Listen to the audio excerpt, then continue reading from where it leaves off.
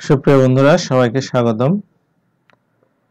আজকে আমরা কথা বলবো সমন্বিত 7 ব্যাংক ও এক আর্থিক প্রতিষ্ঠানের যে সিনিয়র অফিসার, অর্থাৎ কম্বাইন্ড 7 ব্যাংকস অ্যান্ড 1 ফাইন্যান্সিয়াল ইনস্টিটিউশনের সিনিয়র অফিসার জেনারেল পদে যে লিখিত পরীক্ষা হলো 14 জানুয়ারি 2022, তার সম্পূর্ণ প্রশ্ন সমাধান নিয়ে। তাই পরীক্ষাটা পূর্ণমান ছিল 200, সময় ছিল হচ্ছে 2 ঘন্টা। বাংলা 50 মার্ক ছিল, মানে একটা ট্রান্সলেশন, একটা রচনা। ইংরেজি ছিল হচ্ছে 70 মার্ক, একটা ট্রান্সলেশন এবং একটা প্যাসেজ এবং হচ্ছে একটা রচনা। আর সাধারণ জ্ঞান ছিল 30 মার্কের, আর গণিত ছিল 50। এই মোট হচ্ছে 200 মার্ক। তা আমরা শুরু থেকে স্টেপ বাই স্টেপ সমাধান করব। প্রথমে বলছে write an essay in English on 50 years of Bangladesh banking management system, a critical evaluation. এই এসেটা ডেসক্রিপশন বক্সে দেওয়া আছে। 2 নম্বর বলছে বাংলায় সংক্ষিপ্ত রচনা লিখুন, জলবায়ু পরিবর্তনে নারীর জীবন সংগ্রাম, বাংলাদেশের প্রেক্ষাপট। এটা 30 মার্কসের একটা রচনা ছিল, এটাও ডেসক্রিপশন বক্সে একটা লিঙ্ক আমি দিয়ে দিছি।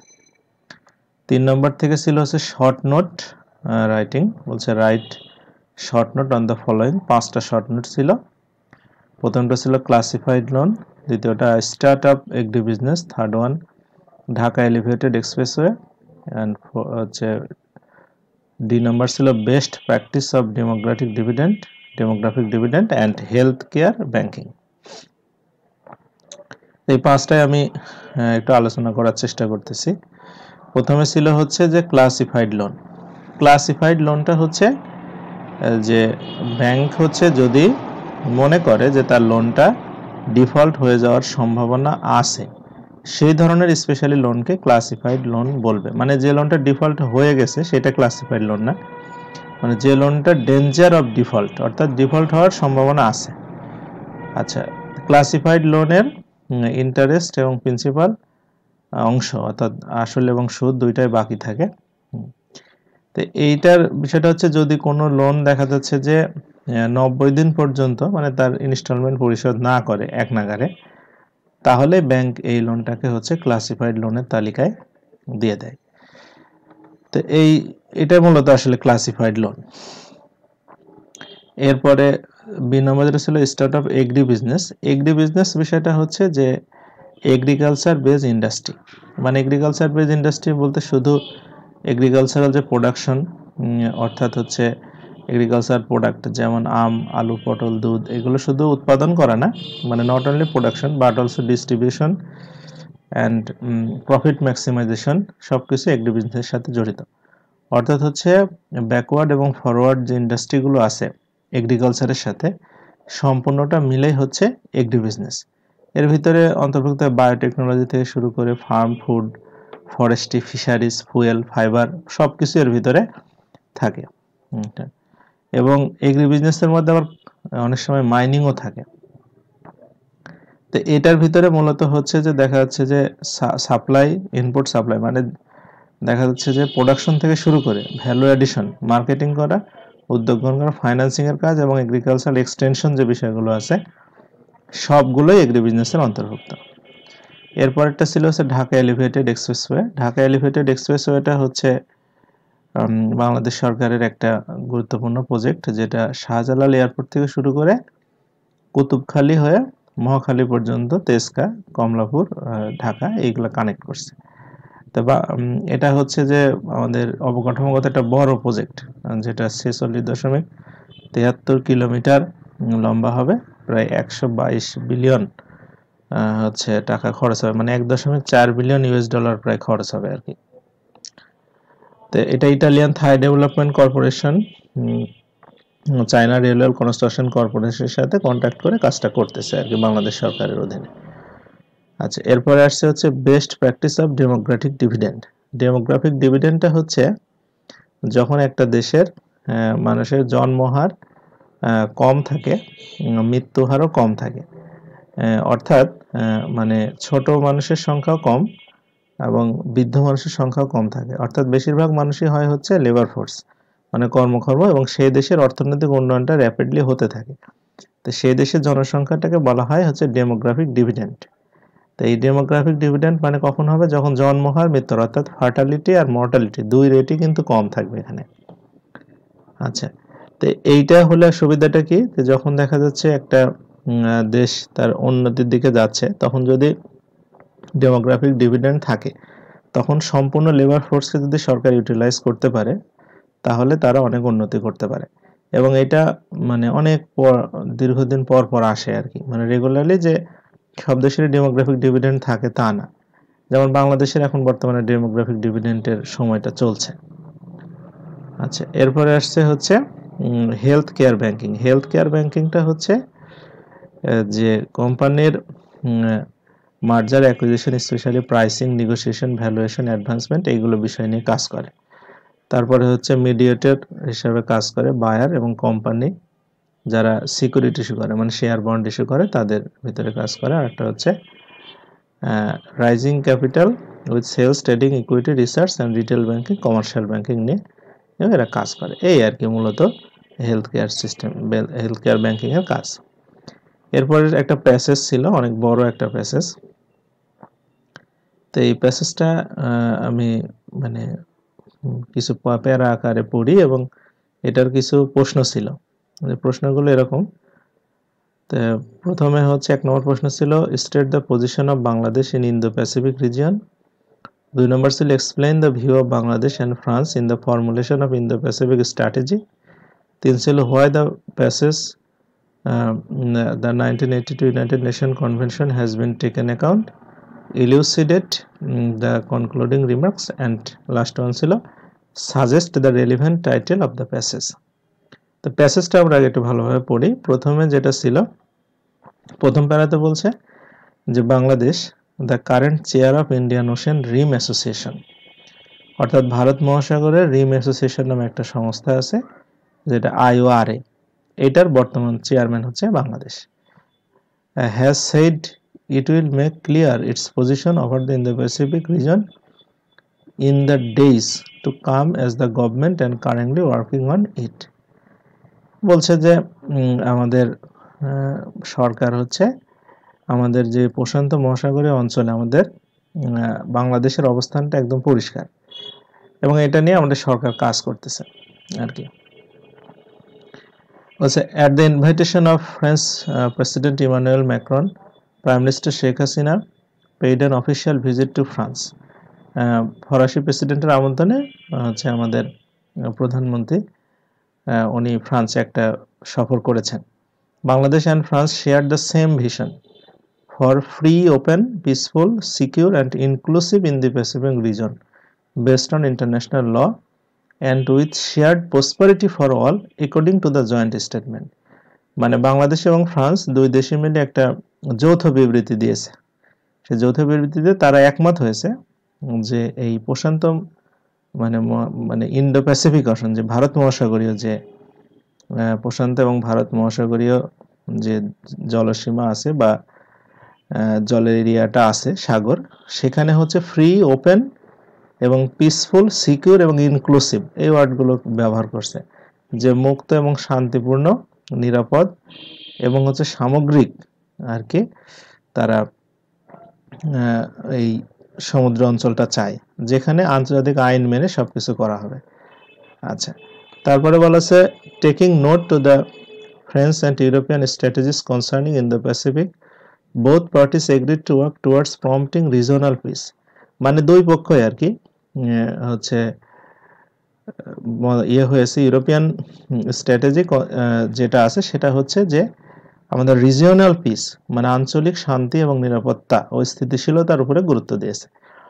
To explore further opportunities for cooperation in maritime security, এবং যে নৌপথে যে নিরাপত্তা সেই বিষয়গুলো এবং হচ্ছে ব্লু ইকোনমি অর্থাৎ সুনীল অর্থনীতি এই সব বিষয়ে সহযোগিতার ব্যাপারটাও তাদের আমাদের সাথে এগ্রি হয়েছে তারা। আচ্ছা, এরপরে বলছে highlighting their commitment to fully observing the 1982 United Nations Convention on the Law of Sea as well as the peaceful settlement of dispute, refraining from any threat or use of force. The stated importance of maintaining security and freedom of navigation and overflight in all seas and ocean। মানে বিষয়টা হচ্ছে যে 1982 সালের একটা United Nation Convention on the Law of Sea মানে UN clause আছে, যেটাতে অনুসারে মূলত আন্তর্জাতিক সমুদ্র সীমা নির্ধারিত হয়ে থাকে। তে এই যে কোনো আন্তর্জাতিক সমুদ্র সীমার বিরোধ সেটেলমেন্ট অফ ডিসপিউট অর্থাৎ বিরোধের নিষ্পত্তির ক্ষেত্রে কোনো প্রকার থ্রেট এবং ফোর্স ব্যবহার বাদ দিয়ে আন্তর্জাতিক আইন অনুসারে এই সমুদ্র সীমার নিরাপত্তা এবং হচ্ছে যে সমুদ্র সীমার যে নেভিগেশনের যে ফ্রিডম আছে মানে সমুদ্রে জাহাজ চলাচলের যে স্বাধীনতা সেই বিষয়গুলো সমাধান করা হবে আর কি আন্তর্জাতিক আইন অর্থাৎ 1982 সালের আইনের ভিত্তিতে। এরপরে বলছি in the present geopolitical situation অর্থাৎ ভূ রাজনৈতিক বর্তমানে যে আমাদের হচ্ছে গুরুত্ব আছে Bangladesh has become the focal point মানে এখন বর্তমানে বাংলাদেশে একটা ফোকাল পয়েন্ট হয়ে গেছে ভূ রাজনীতিতে and thereby the country needs to play a precise role. সুতরাং বাংলাদেশকে এখানে একটা খুবই সচেতন এবং সংক্ষিপ্ত একটা ভূমিকা পালন করতে হবে। আর ওন ইন্টারেস্ট শুধু নিজের ইন্টারেস্টের জন্য অ্যান্ড ফিউচার প্রসপেক্ট এবং ভবিষ্যতের আমাদের সমৃদ্ধির জন্য আমাদের রোলটা প্লে করতে হবে। তো এখানে যে প্রশ্নগুলো ছিল প্রথম প্রশ্নটা বলছে state the position of Bangladesh in the Pacific reason. বাংলাদেশের পজিশনটা কি মানে ইন দ্য প্যাসিফিক রিজন নিয়ে আসলে বাংলাদেশ সরকারের বা দেশের অবস্থানটা কি। এটার অবস্থানটা তো খুবই সহজ মানে ওখানে যেহেতু জয়েন্ট স্টেটমেন্টে আসছে যে বাংলাদেশ এবং ফ্রান্স দুইজনই চাচ্ছে open free peaceful and inclusive এই ওশেনটা মানে ইন্ডিয়ান ওশেনটা। তো এটা কোনো সিঙ্গেল কান্ট্রি বা কোনো গ্রুপ অফ কান্ট্রি অর্থাৎ কয়েকটা দেশের যাতে আধিপত্য বিস্তারের জায়গা না হয় সেটা চাচ্ছিল। অর্থাৎ এটা বলা যায় Bangladesh wants to see an open free peaceful inclusive Indian Ocean instead of any single country or groups domination in the region. এরপরে বলছে যে explain the view of Bangladesh and France formulation of in the Pacific strategy. বাংলাদেশ এবং ফ্রান্সের in the Pacific স্ট্র্যাটেজিটা কি। তো এই যে একটু আগে আমরা যেটা বলে আসলাম যে free open peaceful secure and inclusive তার সাথে আবার ইন্টারন্যাশনাল ল এর ভিত্তিতে তারা জয়েন্ট স্টেটমেন্টটা দিয়েছে। সুতরাং ইন্টারন্যাশনাল লটাও এর ভিতরে আমাদের এই পলিসির ভিতরে ইনক্লুডেড হবে। এরপরে 3 নম্বর বলছে why the passage 1982 United Nation convention has taken account মানে এর ভিতরে আসলে 1982 সালের আইনটাকে নিয়ে আসা হলো কেন। 1982 সালের আইনটার ভিত্তিতেই সারা পৃথিবীতে সমুদ্র সীমা নির্ধারিত হয় অর্থাৎ হচ্ছে যে সমুদ্রের উপকূল থেকে 200 নটিক্যাল মাইল পর্যন্ত অর্থনৈতিক সমুদ্র সীমা যেটা আছে এবং 12 নটিক্যাল মাইল রাজনৈতিক সমুদ্র সীমা সেগুলো নির্ধারণ হয় কিন্তু এই ইউএন ক্লজ দ্বারা। তো এইগুলোর ক্ষেত্রে দেখা যাচ্ছে যে আন্তর্জাতিক নিরাপত্তা এবং হচ্ছে শান্তি রক্ষার্থে ইউনাইটেড নেশনের যে আইন আছে সেই আইন অনুসারে সব সমুদ্র সীমা নির্ধারিত হচ্ছে এবং হচ্ছে নেভিগেশনের যে ফ্রিডম সেগুলো নির্ধারিত হচ্ছে। তো সেইগুলো সবকিছু যেহেতু আমাদের পিসফুল সেটেলমেন্ট দরকার সেই জন্য হচ্ছে 1982 সালের আইনটাকে এখানে নিয়ে আসা হয়েছে আর কি। এরপর বলছি ইলুসিডিয়েট দ্য কনক্লুডিং রিমার্কস। কনক্লুডিং রিমার্কটা ছিল যে বাংলাদেশ একটা ফোকাল পয়েন্ট হয়ে গেছে সেজন্য আমাদের সেলফ পারপোজ সেলফ ইন্টারেস্টে কাজ করতে হবে। তো এটা আসলে আমাদের হচ্ছে ন্যাশনাল ইন্টারেস্টটাকে প্রিজার্ভ করতে হবে ফার্স্ট দেন লেটার আমরা গিয়ে ফিউচার প্রসপেক্টে চিন্তা করব অন্য বিষয়গুলো চিন্তা করার আমাদের সুযোগ নেই। এরপরে বলছে suggest a relevant title of the passage. এই প্যাসেজের টাইটেলটা কি হতে পারে। এটা হবে হচ্ছে কি geopolitical player in Indian ocean reason Bangladesh মানে বাংলাদেশ ইন্ডিয়ান ওশেন রিজনে একটা গুরুত্বপূর্ণ আর কি মানে প্লেয়ার হয়ে গেছে। আচ্ছা এরপরে আমরা অঙ্কে চলে আসি। প্রথমে বলছে যে there are 2 crosswise roads just in the middle of the field of length 50 metre and breadth হচ্ছে 40 মিটার মানে একটা হচ্ছে ফিল্ডের মাঝখান দিয়ে দুইটা রোড আছে যে ফিল্ড আর এক পাশে 50 মানে দৈর্ঘ্য 50 আর প্রস্থ হচ্ছে 40। Breadth of the east road 1.5 মানে যে রাস্তাগুলো গেছে তার ওয়াইডটা অর্থাৎ রাস্তার প্রশস্ততা হচ্ছে 1.5 মিটার হলে রাস্তার এরিয়াটুকু কত। তাহলে আমরা প্রথমে আগে দৈর্ঘ্য বরাবর বের করব তাহলে 50 আর 1.5 গুণ করলে হবে তাহলে 75 স্কয়ার মিটার আর প্রস্থ বরাবর বের করব তাহলে এটা হবে হচ্ছে 40 গুণ 1.5 অর্থাৎ 60 স্কয়ার মিটার। এখন এই যে মাঝখানে যে স্কয়ারটা হয়ে গেল এটা কিন্তু দুইবার চলে আসলো তাহলে কমন এরিয়াটুকু আমরা 1.5 গুণ 1.5 হচ্ছে সেটুকু আমরা বাদ দিয়ে দেব তাহলে আমাদের হবে হচ্ছে 132.75 স্কয়ার মিটার। এটাই হচ্ছে রোডের এরিয়াটা। এরপরে বলছে the angle of elevation of A watch tower at a point on ground is 60 degree মানে একটা পয়েন্টে হচ্ছে 60 ডিগ্রি আছে অ্যাঙ্গেল অফ এলিভেশন মানে উন্নতি কোণটা নিচে থাকবে অর্থাৎ সি বিন্দুতে থাকবে। If moved back 18 metre angle elevation become 45, যদি ওখান থেকে 18 মিটার আমরা দূরে সরে যাই তাহলে এই উন্নতি কোণটা হয়ে যাবে 45 degree. What is the height of the watch tower, এই ওয়াচ টাওয়ারের হাইটটা কত? তাহলে প্রথমে আমরা ত্রিভুজ এবিসি নিব, এবিসির হচ্ছে tan 60 ডিগ্রি মানে লম্ব বাই ভূমি। তাহলে এখানে আমরা tan 60 √3 অর্থাৎ বিসির মান হচ্ছে h/√3। এরপর আমরা টোটাল ত্রিভুজটা নিব, ত্রিভুজ এ বি ডি যেটা সেটা, তো সেখানে tan 45 ডিগ্রি নিব, 45 ডিগ্রি লম্ব বাই ভূমি হলে tan 45 1, তাহলে হচ্ছে বিডি ইকুয়াল টু h হচ্ছে। তাহলে বিডি মানে হচ্ছে আমাদের 18 সাথে h/√3 অর্থাৎ বিসিটা যোগ করতে হবে। তাহলে আমাদের এই 18/√3 আমরা যদি h গুলো একপাশে করি তাহলে h এর মানটা হচ্ছে 18√3 ডিভাইড বাই √3 - 1। যেহেতু ক্যালকুলেটর অ্যালাউ ছিল না এই পর্যন্ত করলে মান হওয়ার কথা, তারপরেও যদি কেউ করতে চায় তাহলে হচ্ছে এটার মান আসবে 42.59 অর্থাৎ ওয়াচ টাওয়ারটার উচ্চতা 42.59 মিটার। এরপরে বলছে among 80 students at a college 20 take mathematics, 30 take English and 12 take both mathematics and English. Find the number of students who take mathematics or English, neither mathematics nor English. আচ্ছা, এই বিষয়টা আমরা একটা আগে when ডায়াগ্রামের মাধ্যমে দেখি যে কমন এরিয়াতে থাকবে 12 জন, তাহলে ম্যাথমেটিক্সে হচ্ছে 20 জন আছে মোট, তাহলে হচ্ছে 8 জন, আর হচ্ছে ইংলিশে হচ্ছে আমার 30 জন, তাহলে ওখানে হবে 18 জন, আর টোটালটা মিলে তো 80 জন হচ্ছে। তাহলে কমন এরিয়াটা আমরা হচ্ছে 12 জন নিয়ে নিলাম অর্থাৎ ইন্টারসেকশন এম ইন্টারসেকশন ই। এখন যে বিষয়টা হচ্ছে সেটা হচ্ছে যে বলছে যে ম্যাথমেটিক্স অথবা ইংলিশ অর ইংলিশ, মানে এখানে ভাষাগত একটু বিষয় আছে, সেটা হচ্ছে এটা কিন্তু শুধু ম্যাথমেটিক্স বা অথবা শুধু ইংলিশ বলে নাই, বলছে ম্যাথমেটিক্স অথবা ইংলিশ। তার মানে যে 8 জন যারা আছে তারা কিন্তু ম্যাথমেটিক্স জানে, আচ্ছা, তারপরে ম্যাথমেটিক্স জানে অথবা ইংলিশ জানে, যে কোনো একটা, মানে একটা জানার ক্ষেত্রে আমরা যদি বলি তাহলে ম্যাথমেটিক্স তো জানেই, সে একটা হয়ে গেল।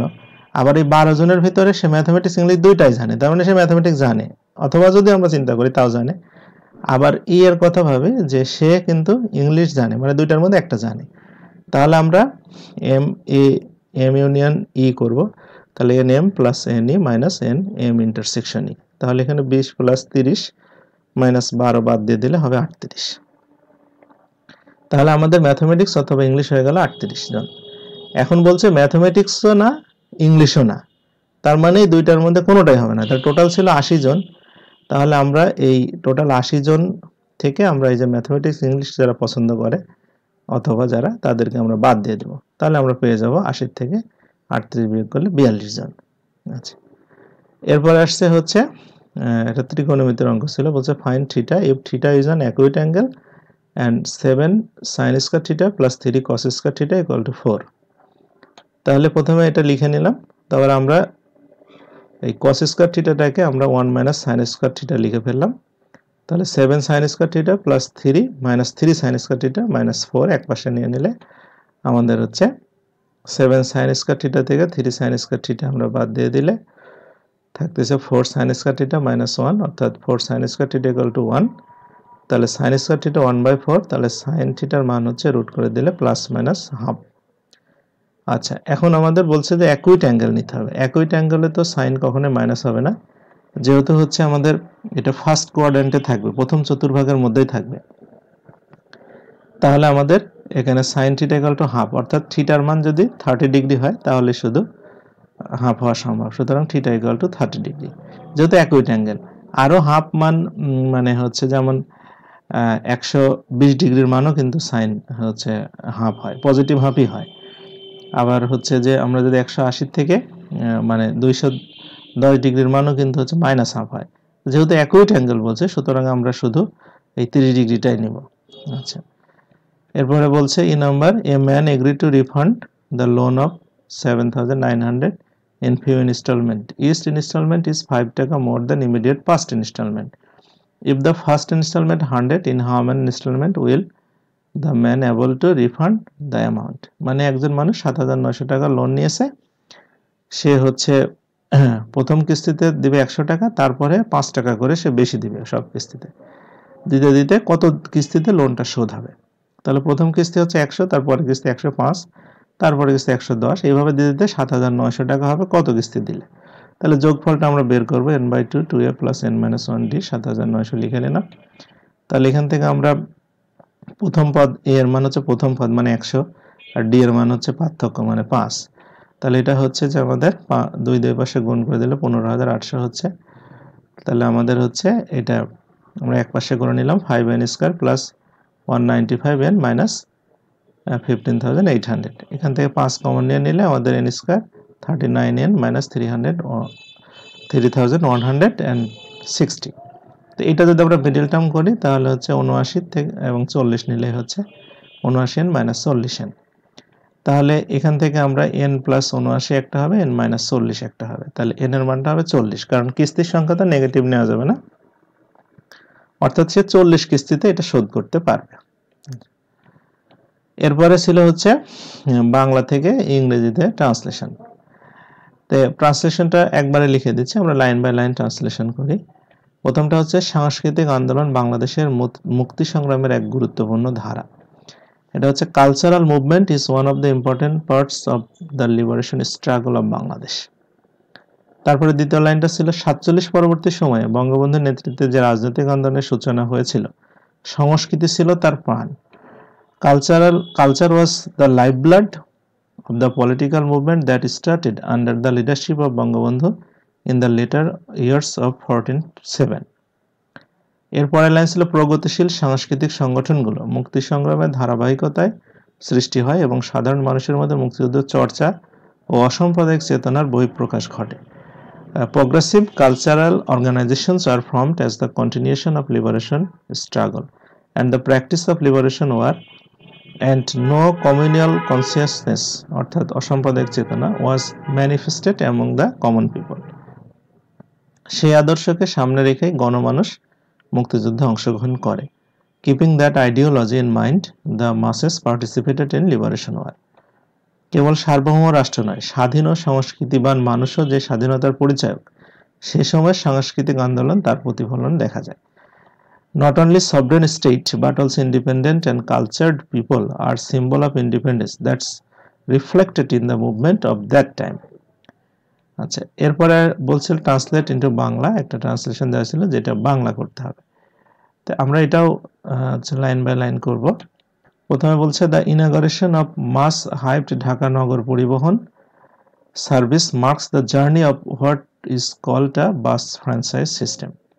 অর্থাৎ বাস ফ্র্যাঞ্চাইজ সিস্টেম বলতে যা বোঝায় মূলত বহুল আলোচিত ঢাকা নগর পরিবহন চালুর মধ্যে দিয়ে সেটাই চালু হলো বা সূচিত হলো।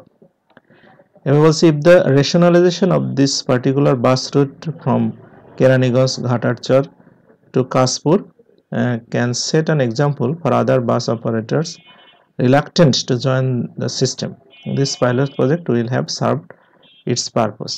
অর্থাৎ কেরানীগঞ্জ ঘাটারচর থেকে কাশপুর পর্যন্ত বাস রুটের যৌক্তিকতা যদি অন্য বাস অপারেটরদের কাছে উদাহরণ সৃষ্টি করতে পারে, তবে এই পাইলট প্রকল্পের উদ্দেশ্য পূরণ হবে। এবার বলছে it has taken as long as 6 years to convince a few bus companies to join the initiative. কিছু কিছু বাস কোম্পানিকে উদ্যোগে যোগ দেওয়ার জন্য রাজি করাতে 6 বছর সময় লেগেছে। Many bus companies still oppose this move. অনেক বাস কোম্পানি এখন এই উদ্যোগের বিরোধিতা করছে। Despite their non-cooperative stand, it was made possible through the joint effort of two incumbent of city mayor. অর্থাৎ তাদের অসহযোগিতার মনোভাব থাকা সত্ত্বেও দুই সিটি মেয়রের যৌথ প্রচেষ্টায় এটা সফল হয়েছে। এই ট্রান্সলেশন পর্যন্তই আজকের প্রশ্নের সমাধান ছিল। সবাইকে এতক্ষণ সাথে থাকার জন্য অসংখ্য ধন্যবাদ।